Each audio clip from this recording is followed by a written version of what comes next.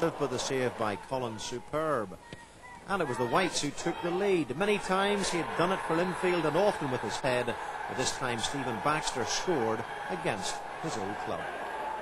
The Blues equaliser followed a skillful build-up involving the talented Nell. Distillery played their part by defending reluctantly, and Gary Haylock scored his first Linfield goal. The pouring rain helped the Blues take the lead in the 80th minute.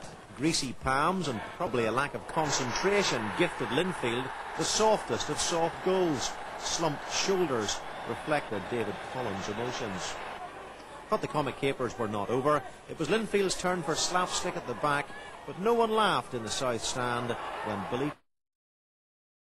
Linfield's midweek European excursion to Tbilisi seemed to have slowed their reaction times down on Saturday. The response in the Blues' defence to this long ball was slow, and Sammy Shields nearly scored one of the fastest goals of the season, exactly 10 seconds after kick-off. However, 4 minutes later, Lee Docherty proved his instinct for goal is still very sharp. He turned it a sixpence and stroked Linfield in front. This delightful 1-2 between Noel Bailey and Desi Gorman was typical of the way Linfield passed the ball confidently around Taylor's Avenue. Bailey's cross too was first class, and Gary Haylock obliged. Linfield's third and winning goal was similar, this time a Gary Peebles cross, and Haylock proved...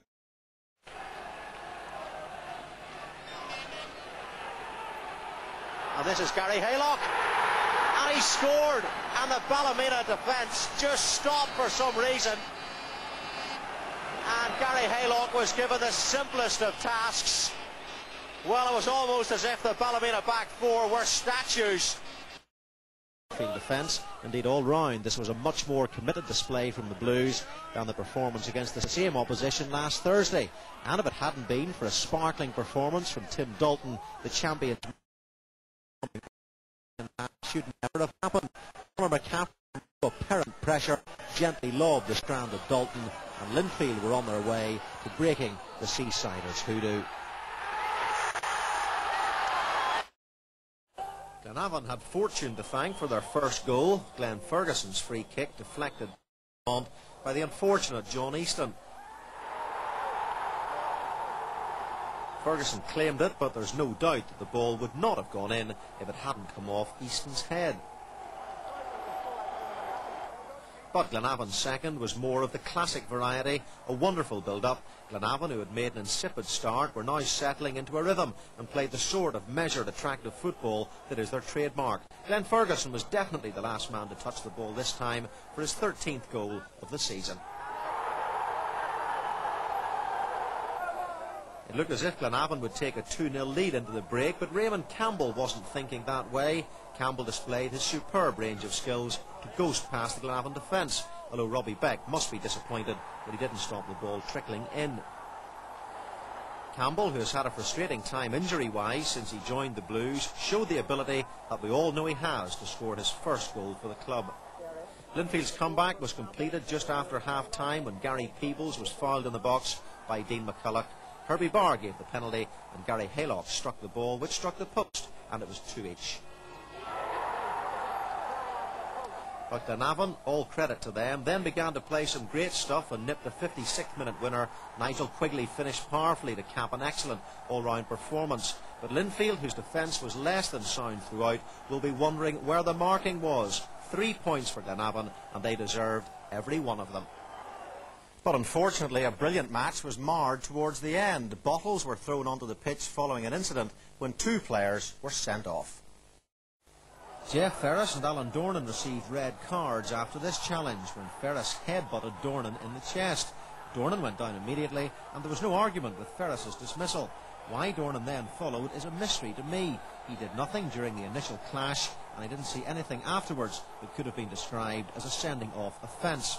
Linfield feel there are grounds for appeal, but no one could excuse what followed. A number of bottles which came from the direction of the Linfield supporters landed on the pitch.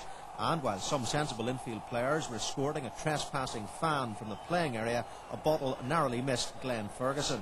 Indeed, the seriousness of the incident was reflected in the referee's decision to consult with the police. Back to form with a 3-1 win over Cliftonville at Windsor Park. They tucked away 2 in the first half. Gorman with the cross and Nell clinching a clinker. The Reds had little to offer in reply to the sustained Blues blast. In the 19th minute, Lee Docherty's weighted deep cross found Gary Haylock, a brilliant header for his lucky 13th of the season. An otherwise quiet second half stirred momentarily in the 59th minute when nimble-footed Desi Gorman beat Brujos with a low-level strike.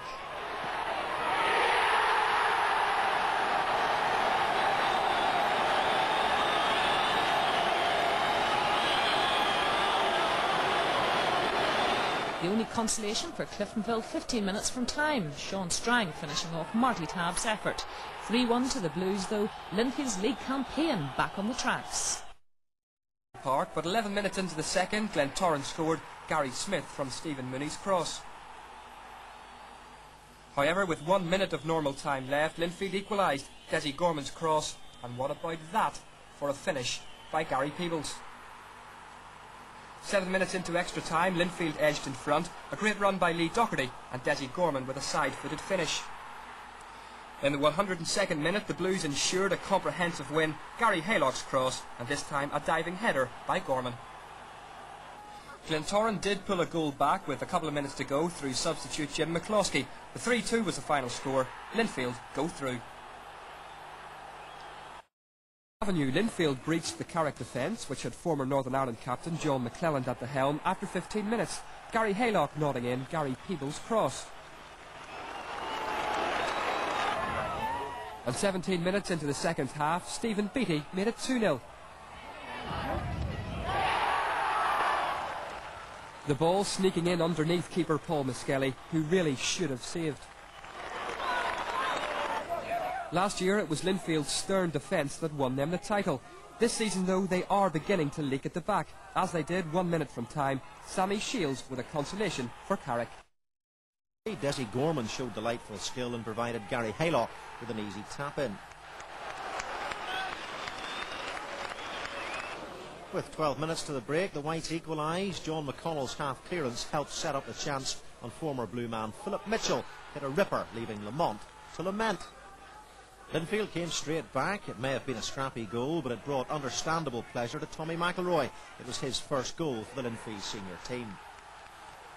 But shortly afterwards, the Blues were reduced to 10 men when Lee Docherty was sent off after this rather high challenge on Seamus Heath. It was Docherty's second bookable offence and brought to a conclusion an apparent private battle between the two players. It was the first of three significant incidents late in the game. The second came when Winston Armstrong replaced Alan Hall with 11 minutes left. Armstrong, who scored the goal that beat the Blues and ultimately ended Eric Bowyer's reign in the corresponding fixture last season, again added the Winky stamp to the fixture. And while he may not be Peter Bigree, Winky does know how to celebrate. But Linfield finished with 9 men. Desi Gorman was sent off when Seamus Heath went crashing to the ground. Closer inspection reveals that Gorman did connect in the early exchanges, but the blow that supposedly floored Heath never landed at all. Heath did something similar last year against Linfield at Windsor when Ian McCoush was dismissed. Heath in recent days, and he was at the core again last night. Seamus, sufferer of emotional pain after threats on Saturday, now felt the physical. Gary Peebles made a shameful tackle on the Distillery player and thoroughly deserved to be sent off.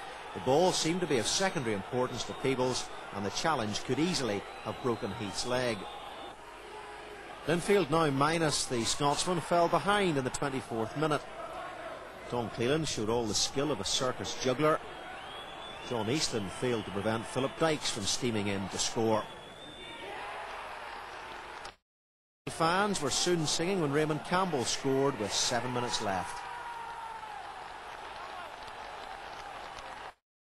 Linfield took the lead after the turnaround, and scorer Gary Haylock will agree that it was a soft one. Collins' brilliant 1 minute was embarrassed now, and it was 2-1. The victory seal was added 3 minutes later, and it was a fine goal. Ian McCoush released Alan Dornan, but it was Raymond Campbell who applied a memorable finish with a typically delightful run that mesmerised the Distillery defence to put Linfield into the final on the 21st of December.